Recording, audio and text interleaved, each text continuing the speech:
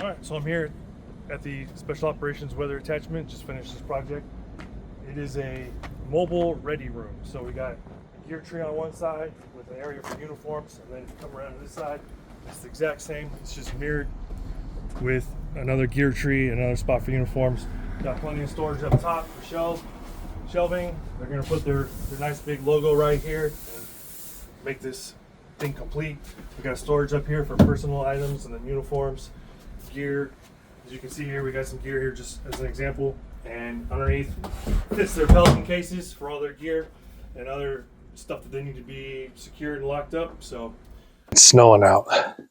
Look at this. Got the posts out. Max, your first snow. Your first snow. Daisy, it's snowing. Come on. Yeah, let's kick your ball. Oh, there's Lucy, blending in with the snow. Ready? Go get the ball. Go get it, Max. Bring it here. Bring it here. Come on, Max. Get the ball. No? Yep, it's snowing. So, it's kind of cold in the shop. It's not too cold. Just want to let the puppies out real quick before I get back in the shop. Yep. It's snowing. But it's nice and warm in here. Got my fire going. Throw some more wood on there.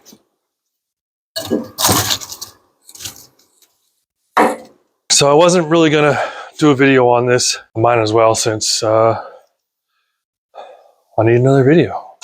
Why not? What I have here is it's gonna be a mobile ready room for the Special Operations Weather Attachment on Fort Campbell. They reached out to me and they wanted me to build something for them. So this is what I'm building. I already got one there just to make sure it fit. And now I got the second one that I'm building right now. I have another project that I can't do right now because it's too cold. And that is this old pie cabinet over there. I dado grooved for plywood to go across it. And right now I'm just pretty much just marking out where I need to put my screws in to screw it together.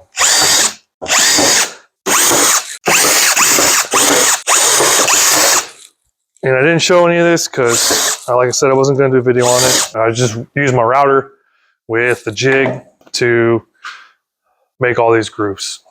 And then I use it for something else. So I got my grooves. And now I'm going to, like I said, I'm just marking where I need to put my screws.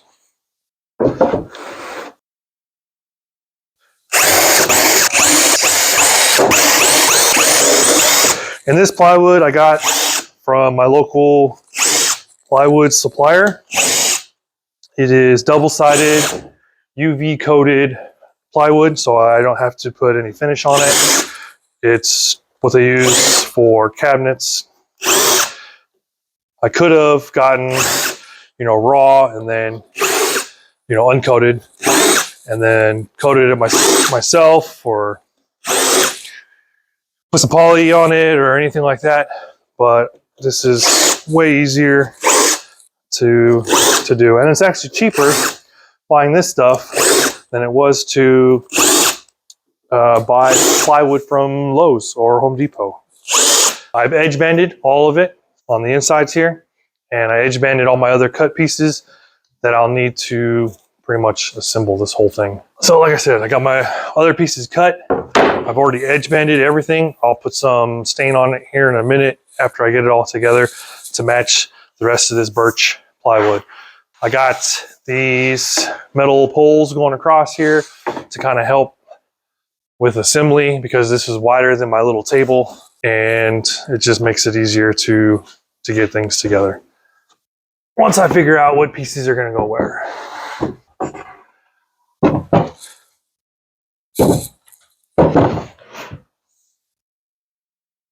No hands.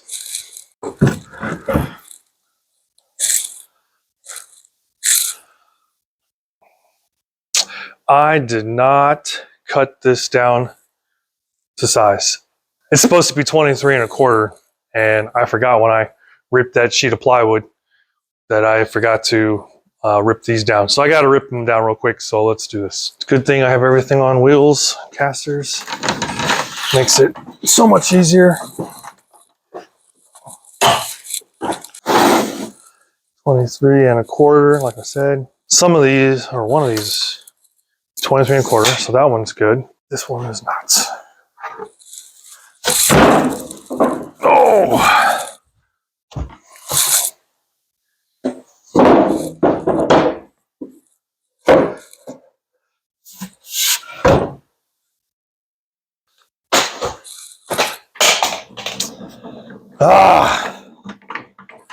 Today is not my day.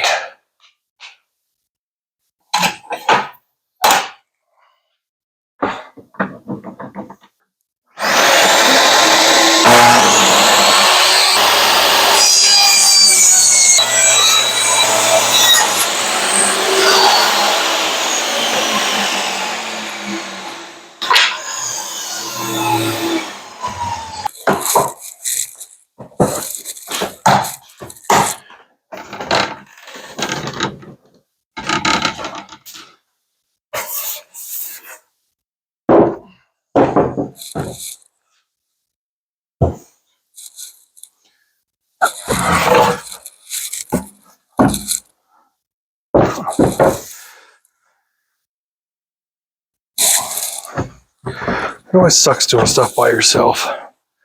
Gotta say, it's always harder. Yep, much better of a fit.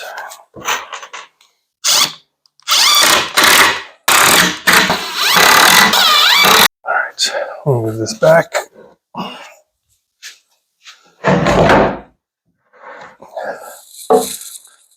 Trying to keep the metal post underneath this piece so that I can put the other one up here in the exact same spot.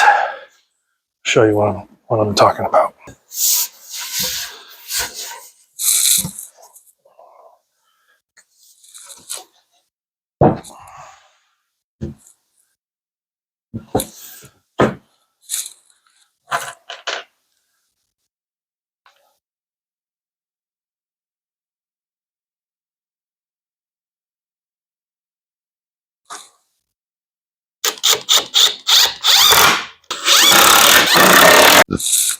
And scoot this over. Like I said, my pieces are much wider than my table. Once I get this side on, then I'll be okay.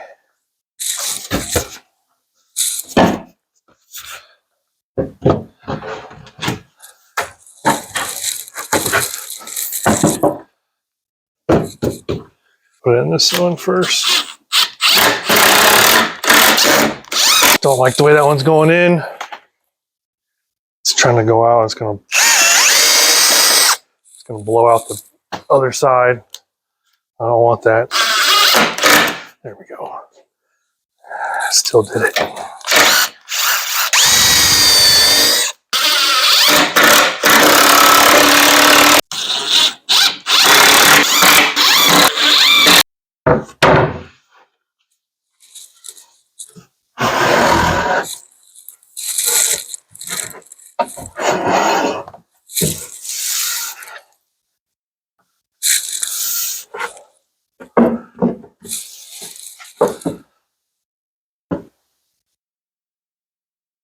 Is it gonna fall?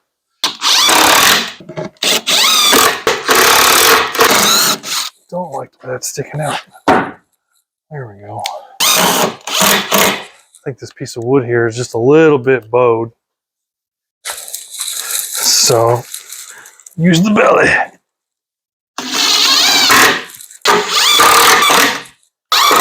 All right, now that I got that, I can remove these, which these are just old street sign posts that I got the rust off of and use them all the time. Make really good cowls when I'm doing glue ups for cutting boards and stuff like that.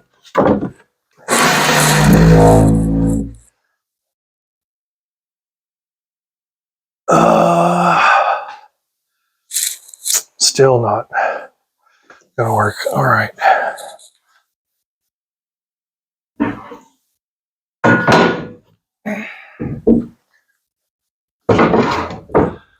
One of these days I'll get a big enough work table.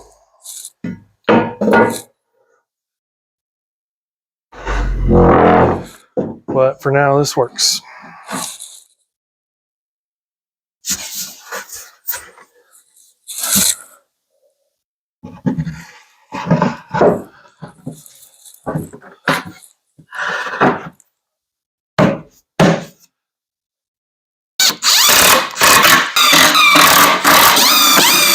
Now I just got to get the back piece cut. I got to grab another sheet of plywood and I'll cut the back to go on there. I also need to cut a strip for the toe kick on this end. I already have the divider cut to go up here. I need to cut the other divider that's going to go between here. That's going to separate the clothing uniform side and then the gear tree side. I wasn't quite sure if I was clear enough on how it's going to be. This is kind of what it looks like. I drew it out. I don't know how to use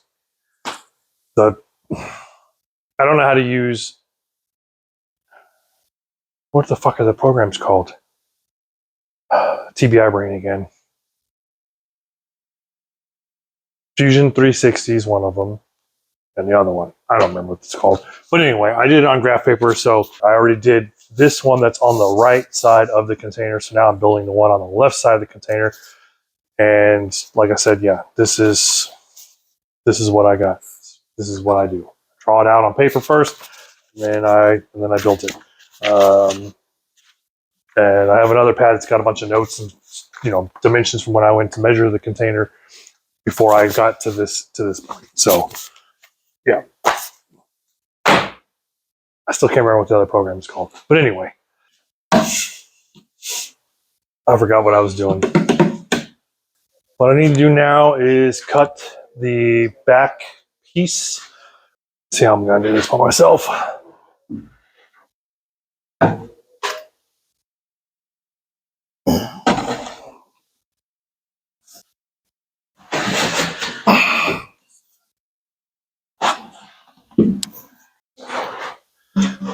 Oh, the joys of working by yourself.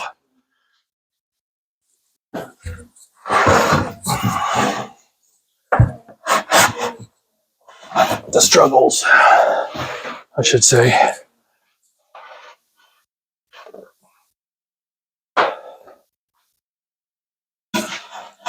Riding the struggle bus. All right.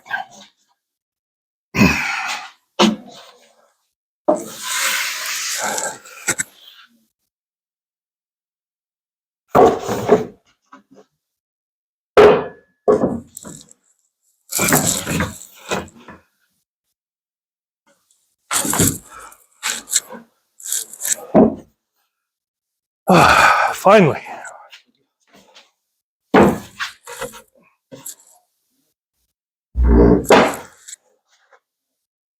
The struggle bus. Right. So now I got to cut the back piece, which is 69 tall by 38 3/4 wide. 38 3/4.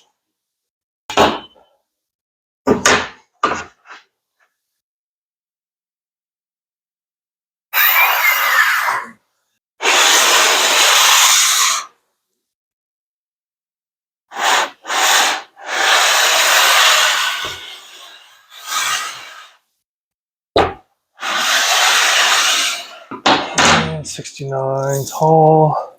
69 will be just a little bit taller than what I need, but I'm going to flush it with the top, and there'll be a little bit of an overhang on the bottom, but you won't be able to see because it'll be in the toe kick area.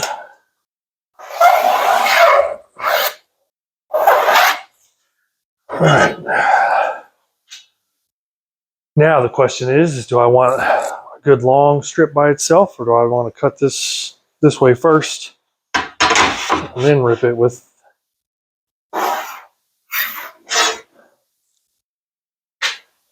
Because either way, I still need to cut all that off. All right, so I cut the back piece using my track saw. I forgot to record it. Now I need to cut this strip off, and it is 9 5/16 minus the blade. So 9 3/16. I need to set my table saw at so that I can rip this strip off. All right, let's cut this.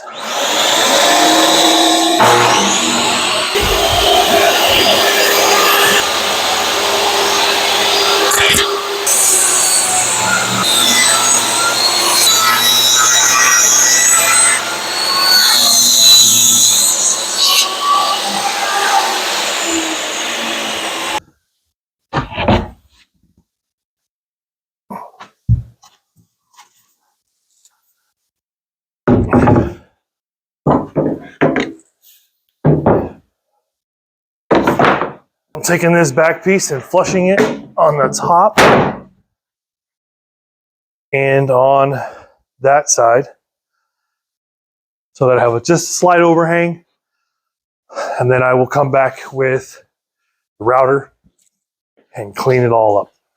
I got my little knockoff square here, probably would knockoff woodpeckers, but on the end it has a 1/4 and a 3/8. So I'll put the 3/8 side, and that way it gives me a nice down the middle of this plywood. So when I put my holes for my screws, I know I'm in the center of the plywood.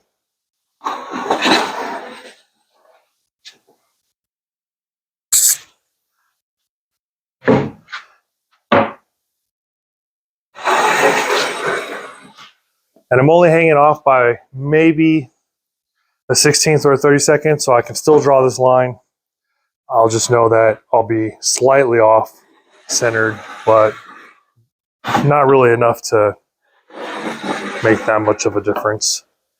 This is going to hang down a little bit, so what I'll do is I'll just kind of mark where the center is, so that way once I come back, I'll draw the lines for there. I also need to do the same thing for my dividers, or I should say my shelves.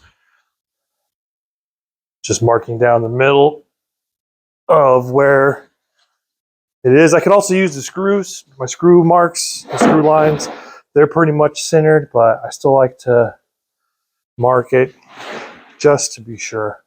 Line it up top, and I'll start on this side, and I'll run a screw in this corner here, and then I'll line up the top up here and run a screw on this end, and then I'll go down there and I'll start lining this up. And I might have to move the plywood just a little bit to make sure that it sits flush with this straight edge. That's pretty much what I'm going to be doing. And again, it's going to be all 1 5/8 inch screws.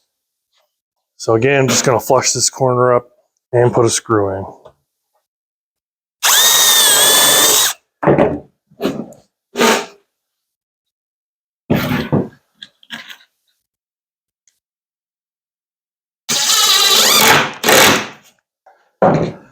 And I'll flush this edge up, pre-drill and screw.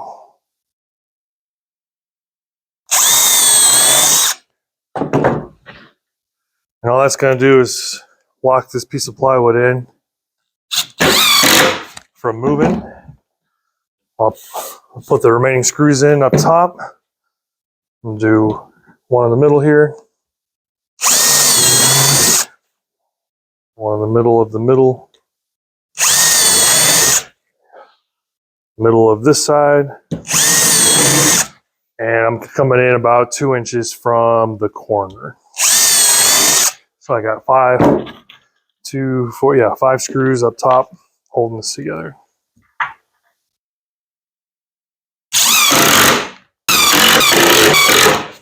All right, I'll show you what I'm doing. Got my line, and I flushed this up so it's nice and flush.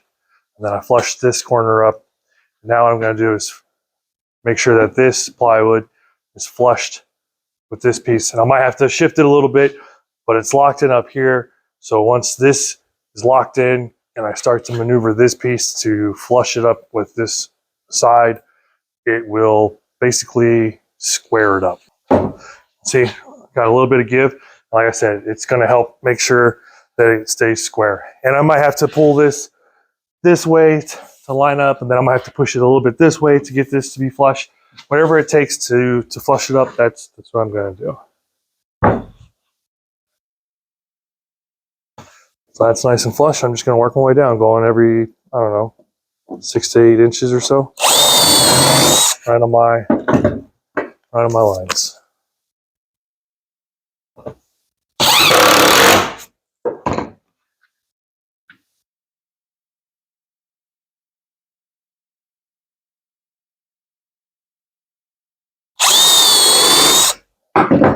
Now, if this was a thin, maybe 1/2 inch or even a 1/4 inch piece, if I was doing like a cabinet, I wouldn't be doing screws. I would actually do the same thing with my lines, but I would use a crown stapler, and I would crown staple every so often to basically lock this back piece in. And then after that, between the crown staples, I would do the same thing I'm doing now with screws. And that would really lock it all the way in and make sure that it is squared and flush. And then also, because this is pre-finished plywood, I don't want to sand this, so flushing it up on this end is pretty crucial, because like I said, I don't want to sand it.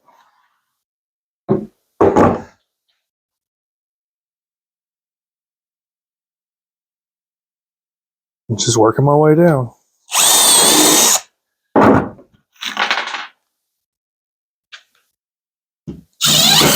Whoa. Almost lost it there. And I also got my marks of where my cross pieces go. I like to put a screw a couple inches above and a couple inches below this one here, because this is the one that people are going to be sitting on. So it's going to give a lot of pull. So I want to make sure that I have this locked in real good. So when I do that way, it's really locked in. And all the screws are really holding it together.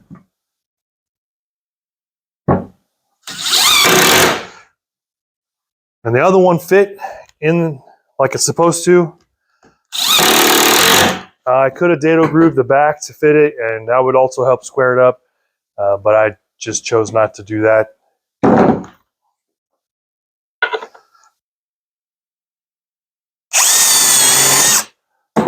But that probably would have made it easier to keep it square. But you know, wood tends to move and give.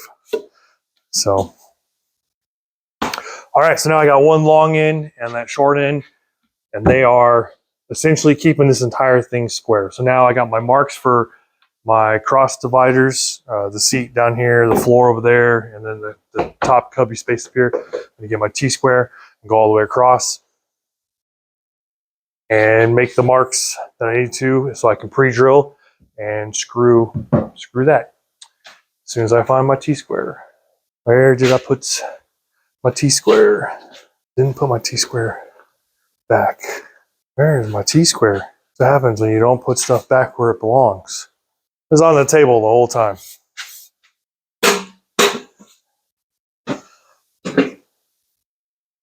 So I got my line. I'm just going to transfer my line.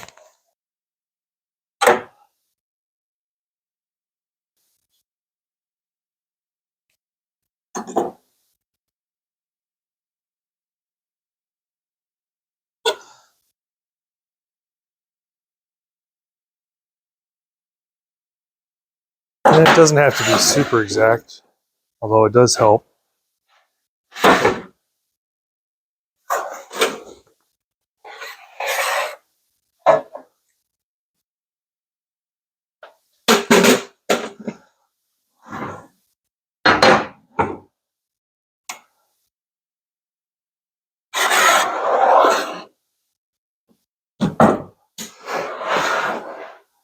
And because, like I said, this bottom part is hanging over about a 1/16 or so, I also made my center line on here so that I can make sure I get in the center of the plywood down there. And I'll just transfer from this side, do the same. just to continue the line all the way. Should line up with my other mark, which it does. There we go. And I'll go a few inches in, so I have basically a triangle screw right there. I'll do in the center and then a middle. Because people are going to sit on this, I'm going to do about every, is that every 4, 5 inches? Yeah, about every 5 inches.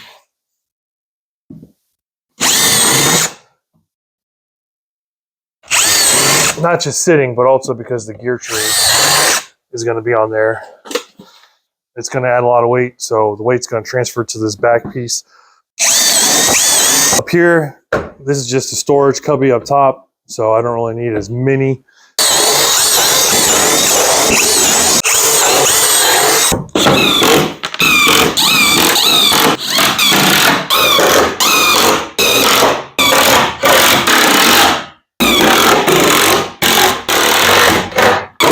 So the back is pretty much almost done. I still got the bottom and the rest of this side over here to do. Because this is overhanging just a little bit, like I said, I'm going to go just a little bit to the right of my line. Then because this is hanging over just a little bit, I'll go a little bit above the line.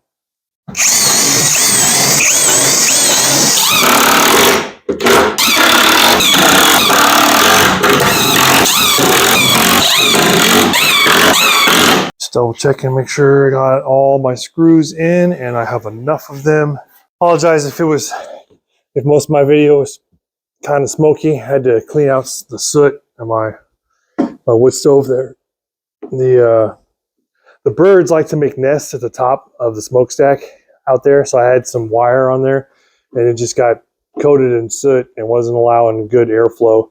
So a lot of the smoke was backfilling into here a little bit, but enough to be noticeable, not enough to set off my carbon monoxide detector or smoke detector, but enough that it was visible. But yeah, got the soot cleaned out.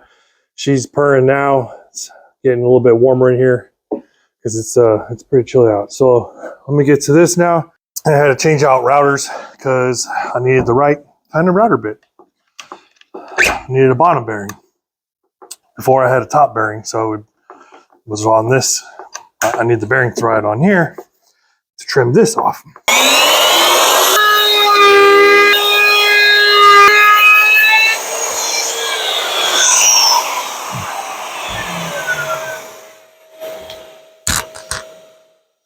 And even with the dust collector, it's still pretty dirty.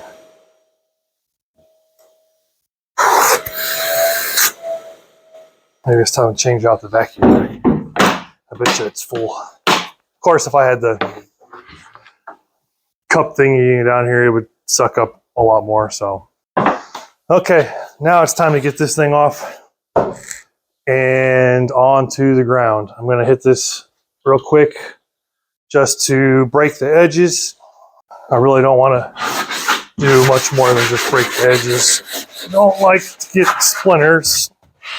Yep, all right. Let's get this off. Oh yeah, it's getting much warmer in here now. Much warmer. I think I will rotate this on to its side first, and then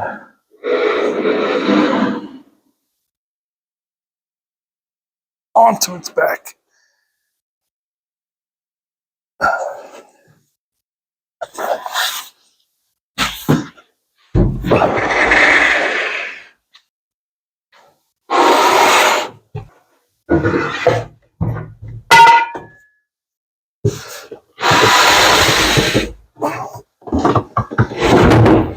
Bam.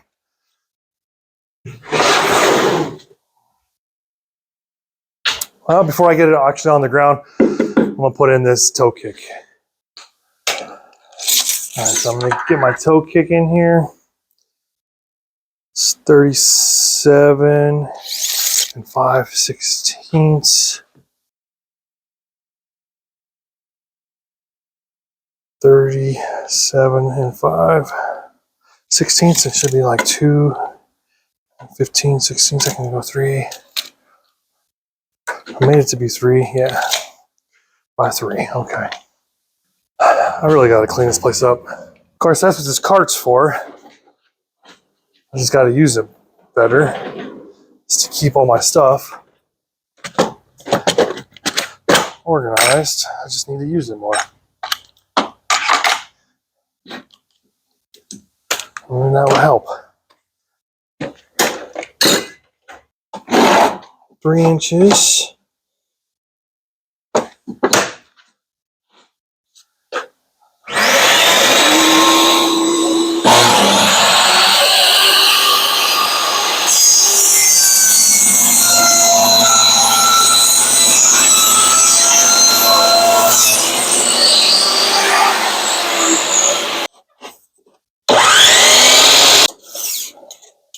A lot of people hate on Harbor Freight and Hercules tools, but this Hercules miter saw has been a very good purchase. And I mean, it's basically a knockoff copy of the DeWalt D, whatever it is. But I've had this for several years. It was square out the box. It's a good saw, and it has the shadow line, which I prefer. I really wish the Bosch miter saw had the shadow line. I know you can add it, and if I ever upgrade, I probably will. If you're not familiar with the shadow line, it casts the shadow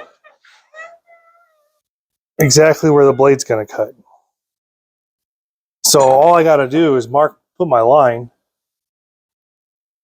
exactly where the blade's going to be, and it cuts perfectly. Normally, you don't have to make the line because you can see the blade exactly where it's going to cut. But in order for it to show my camera better, I'm going to make a line.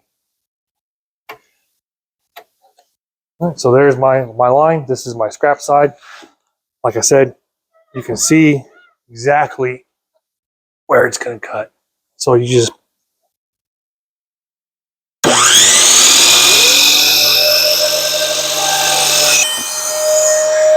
get a perfect cut every time. So just because it's from Harbor Freight doesn't mean that it's crap, okay? They still make some decent tools. Don't really need a clamp, but I'm going to put this under here just to hold it in place. When I worked at the cabinet shop, I had a little plywood jig that I made that would hang on the cabinets. Put one screw in just to hold it. And then I'll do the other side and come back to the side.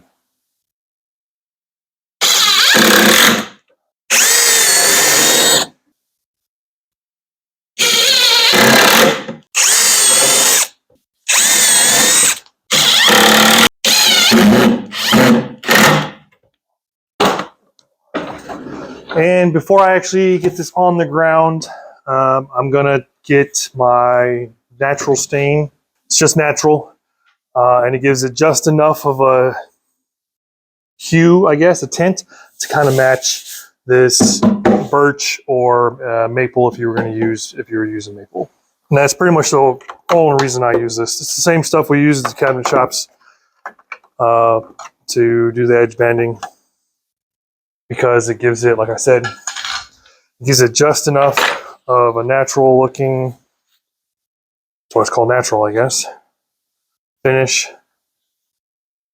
that it matches and makes it match up with the finished birch or maple.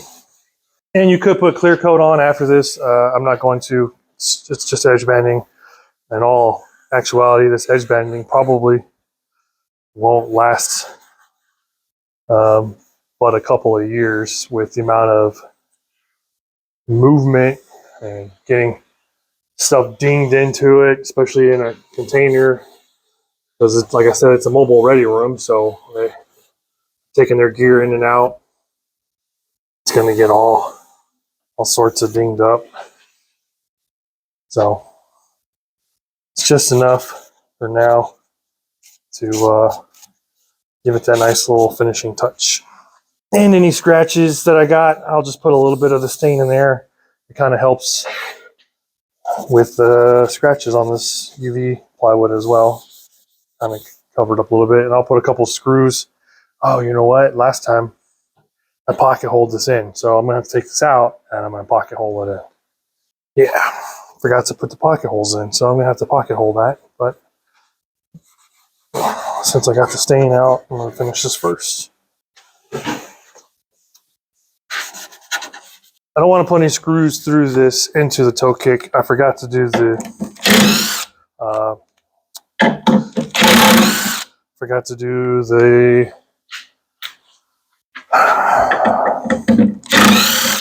what is it called? I just said it. Pocket holes. Time for everybody's favorite type of joinery. That's a joke. Pocket holes. Get out the handy dandy jig. I've already used this, so it's already set at 3/4 for the depth.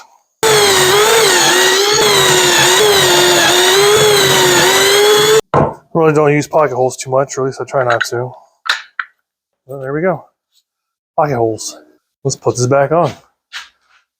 Using pocket holes. Right back in the same holes. Swap this out for some pocket holes. It's pretty convenient to have everything in a cart like this.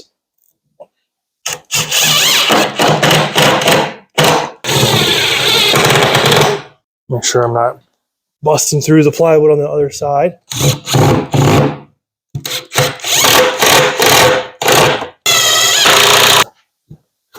Nice and sturdy. Time to put it on the ground.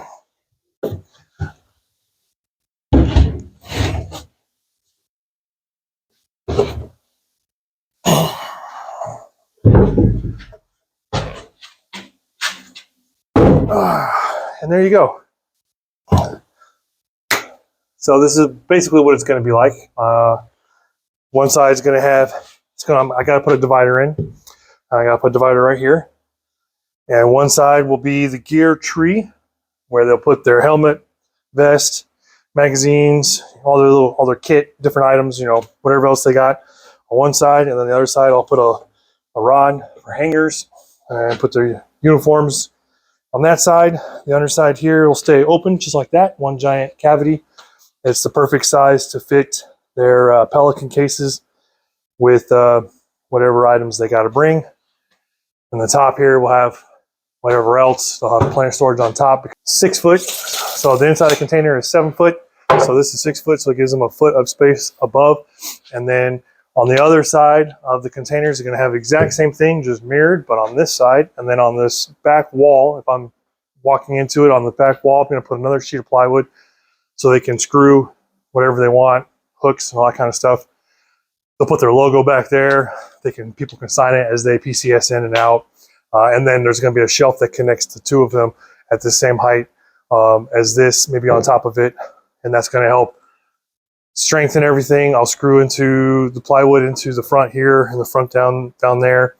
On thinking about this later, the back wall that goes to the back wall, I should have just left this straight down. That way I could put the piece of plywood in the back wall, nice and perfectly fitting. Right now it's going to have kind of this weird hole. So I didn't think about that till I put the first one in, and then I thought about it.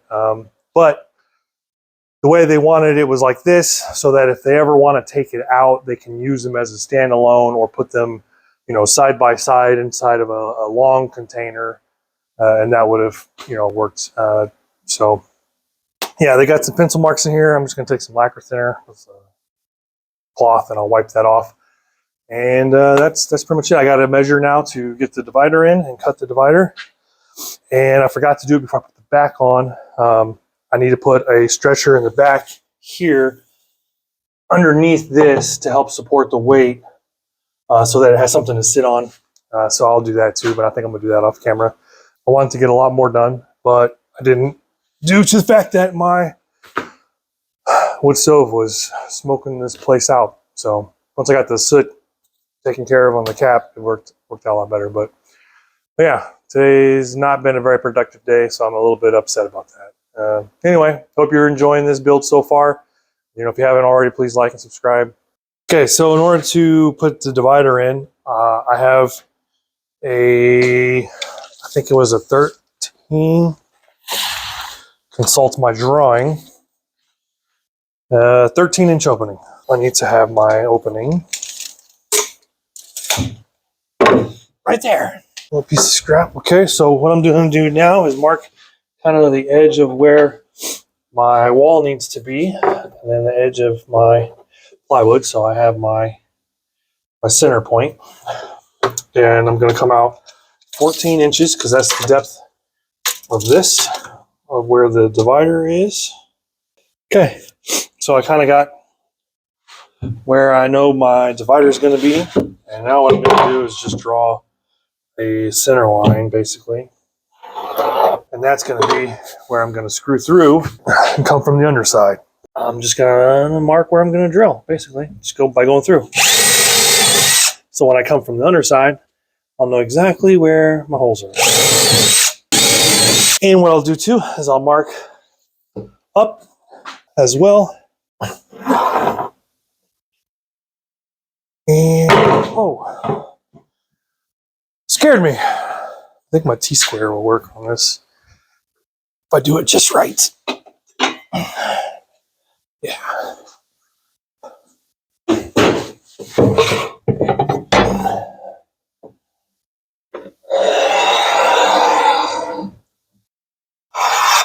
Okay, got that.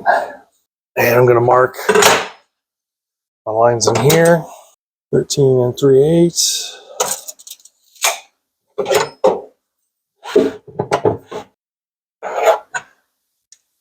So this piece here is the divider that's going to go in here. And so I'm going to screw from underneath here on the front, and I'm screwing all the way down the top just to lock this piece in. So I'm going to have screws going in from the top going down. I'm going to have 2 screws going in from underneath here to lock it on the bottom.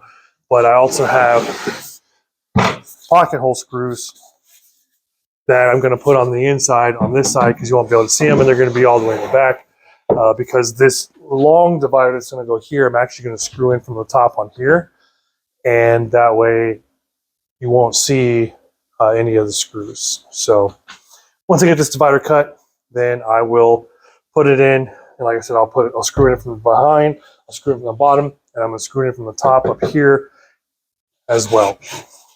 I need to mark my spots of where I want that to go, but the drill's too long, too wide, so I'm just going to eyeball this. I got my line right there, so good to go. Drill through the back on this.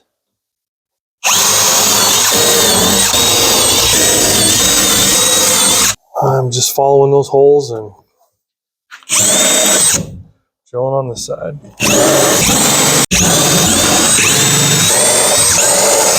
All right, that's enough for tonight. I'm gonna go inside, eat some dinner, and warm up because I'm cold.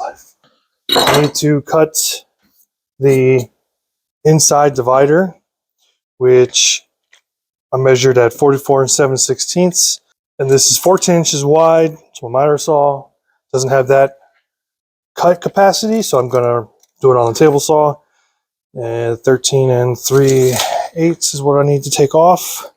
1 2 3/8.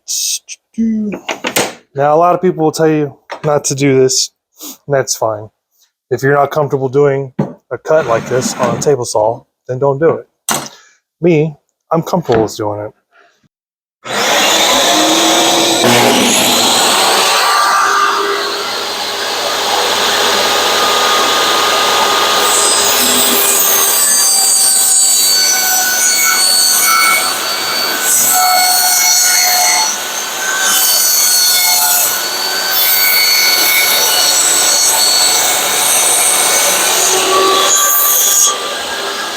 Got the center divider cut, and now I need to edge bend it. So I'm going to use my jig that I made to make the dado cuts with the router. and use that to hold it in place while I do the edge bending.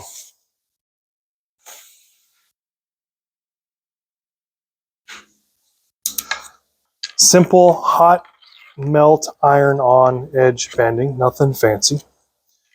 And iron, that's it.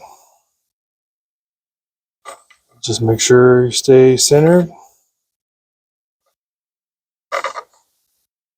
so you can get most amount of coverage and then cut off the excess. Not too hard. Like the Geico commercial. So easy a caveman could do it. So easy a caveman could do it. Like to go back once I'm done and just press really hard and just kind of make sure that it's all the way in there. The glue gets into the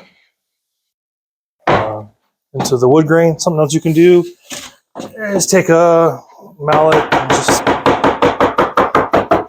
tap it on there. That helps make sure that the glue gets into the pores, and even though I'm done, I still leave the iron always plugged in case some of it starts to come off and I need to hit it with the iron real quick just to make sure that it stays on. For the ends, I'm just using a razor blade, just cutting the ends off. That one was already close to the edge, this one's not. Just like that. And then I got a file with a fine side and a rough side, and I'm just gonna use the rough side to clean up that edge. I got my edge banding trimmer. This thing is great because the blade's back here, so you already have it registered on the surface of your board, and it has a little groove so that any of the edge banding that's sticking up before it hits the blade, it won't like fold it down unless it's like really, really tall, but it works really well.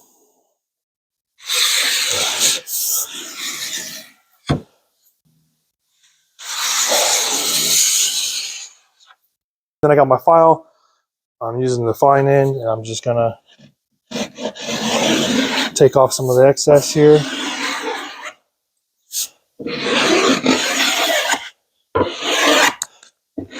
Just kind of curve it over a little bit. Then I can get my sandpaper, not 80, it's 120.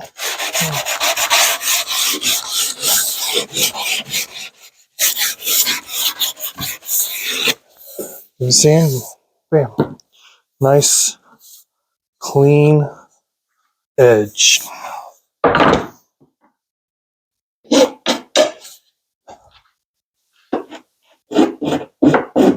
Forgot to hit this side here.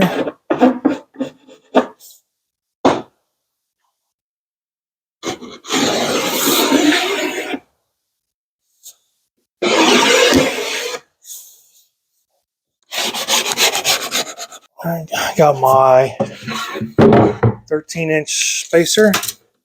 Yep. Instead of having to measure, it's easier just to do that. And that way it won't move anywhere. Now what I'll do is I'll put a screw in the back corner, the back bottom down there, from the underside.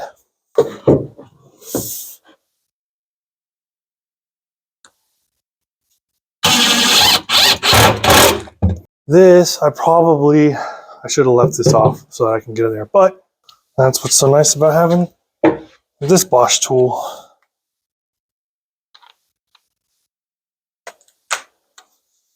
They call it the Flexi Click.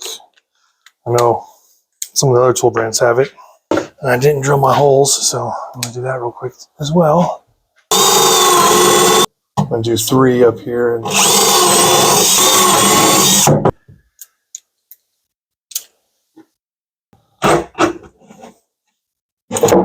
All right, got that in there. Now I'll do these bottom ones.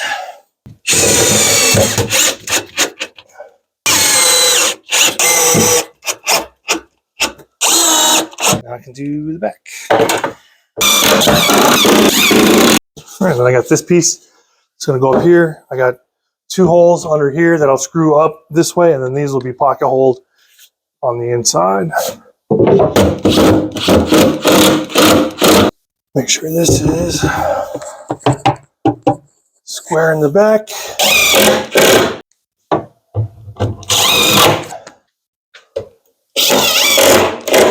Then I'm going to put some screws in from the top.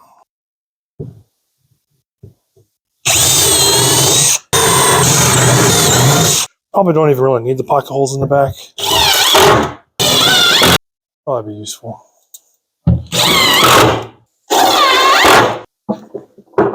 Actually, I really don't, but I'm going to anyway.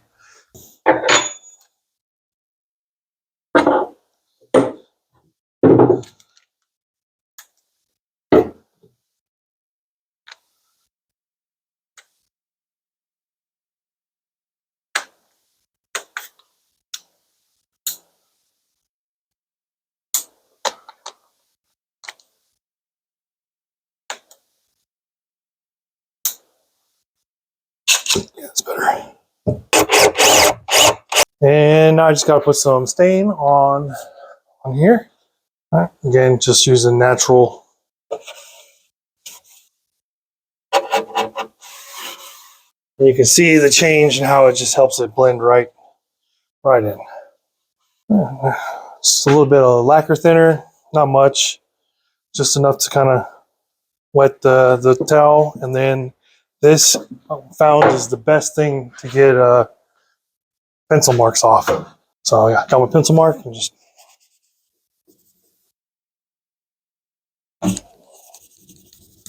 And it doesn't damage the finish at all.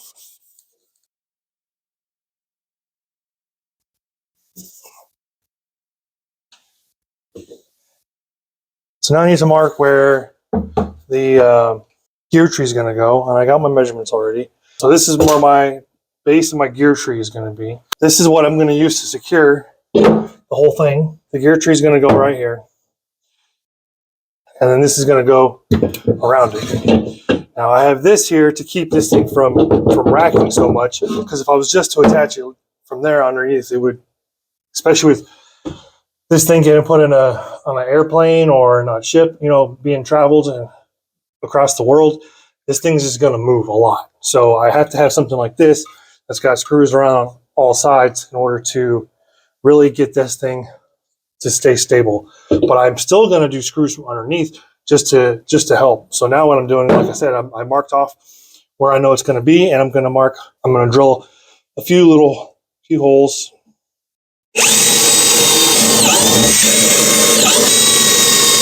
5 good solid screws should hold it. And again, this will go in there, and the gear tree will go down in there, and I'll drill the holes, and I'll put some. I got some bolts, so the bolts will sit on top, and then there's going to be a nut from underneath with a big old washer that's going to help just lock this thing in real tight, so that when it gets full with gear and all the weight, it's not going to move, and it's not going to shift that much, even when it's getting transported across the world.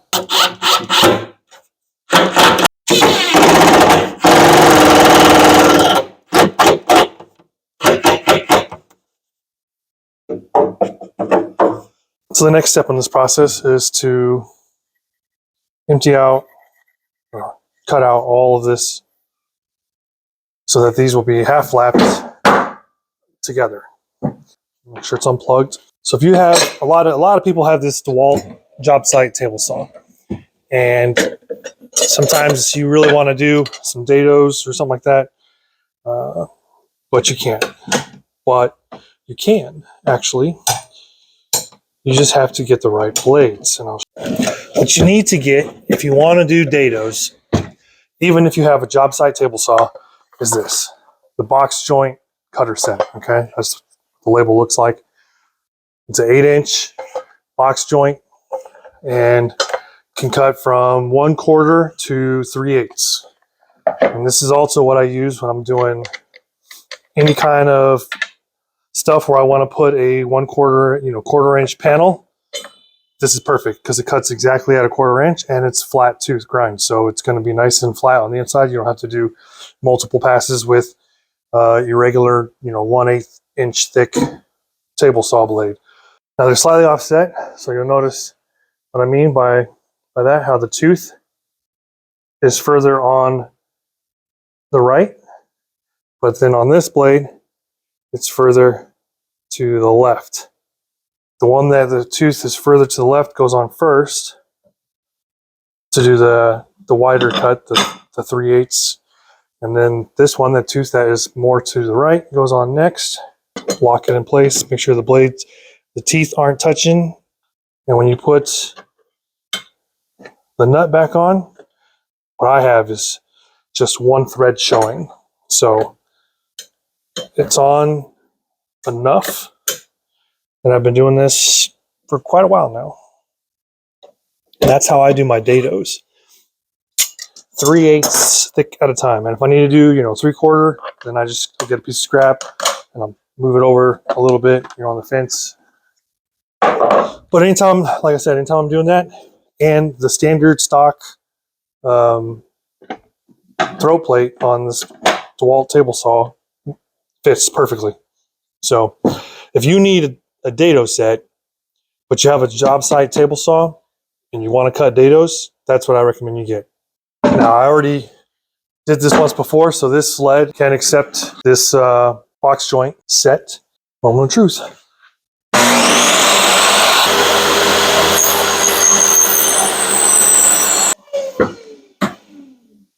And I just want to make sure that I'm halfway.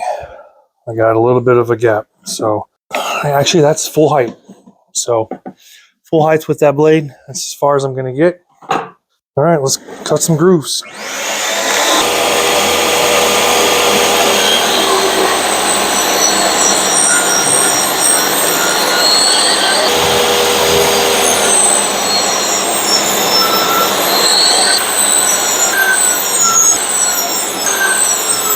It's getting in my eyes.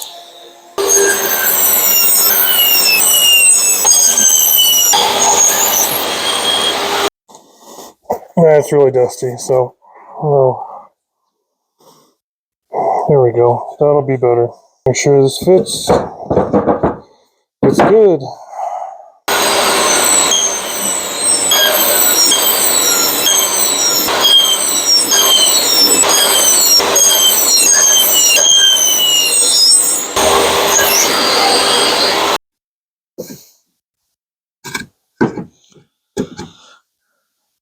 All right, that's going to be a good tight fit. So yeah, if you need to do dados or box joints or rabbet joints, it works great. So yeah, go out and get you one of these.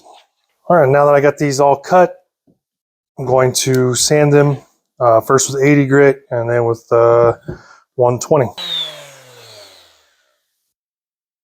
Before we put this together, I'm going to get my router and going to round over all these corners.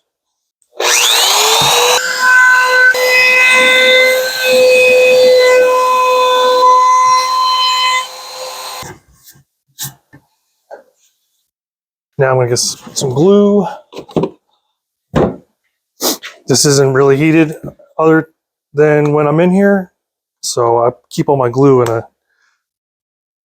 a cooler, and I have 2 gallons of water over there on the wood stove collecting heat, and then I put them in there and overnight, and then that's how my glue doesn't freeze when it's 26 degrees out.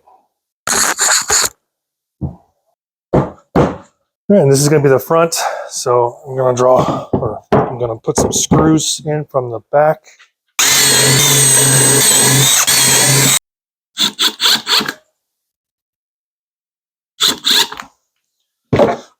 Make sure it's square. Pretty square for wood that started out not square.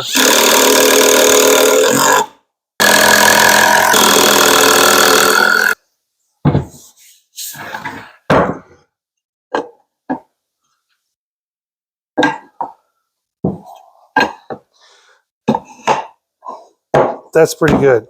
It's square, and that's pretty good considering I started out with wood that isn't square or wasn't square at all. So there we go. I'll put some stain on this and then we'll get it in there. All right, so we got the stain on there. Now it's time to put it inside there.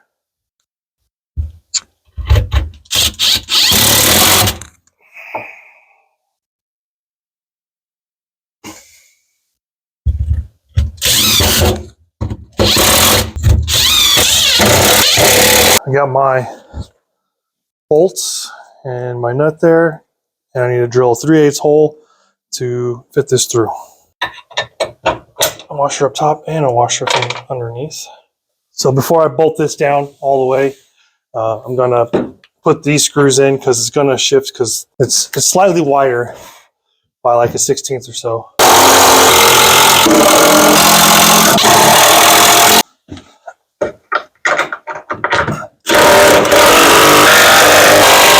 Project is done. There you got it. It's a mobile ready room. Helmet, vest, kit, rest of that stuff, uniforms, boots, all that stuff go on this side. Personal items up here are more kit, gear related stuff. Enough space to put a Pelican box case underneath with, you know, all the other stuff. Sturdy enough to sit and then get dressed. Get your boots on, all that kind of stuff. You could probably sit here too, but you know, kind of small. It's a good spot. This is strong enough and sturdy enough because I know people like me. I know, like, when I was putting stuff on, I want to rest my back, which is the other reason why I added that black piece here. My mic cut out right then and there, so I'm doing a voiceover now. It's a good spot to rest your back up against, but it's going to add stress, so just using screws alone would not hold it. So I put this post support thing in here to help keep it steady, help keep it from being racked. When you lean up against it with your back, it's not going to move anywhere or go anywhere. So there's only one thing left to do, and that's to add my logo on the back, which I have a little stamp that I usually use when I'm doing that. So hopefully you enjoyed this video. I'll get better at this whole voiceover thing. This is new to me, as well as all this other editing and YouTube stuff. But like I said, hope you enjoyed this project. I know it's been a long video. I'll see you on the next one.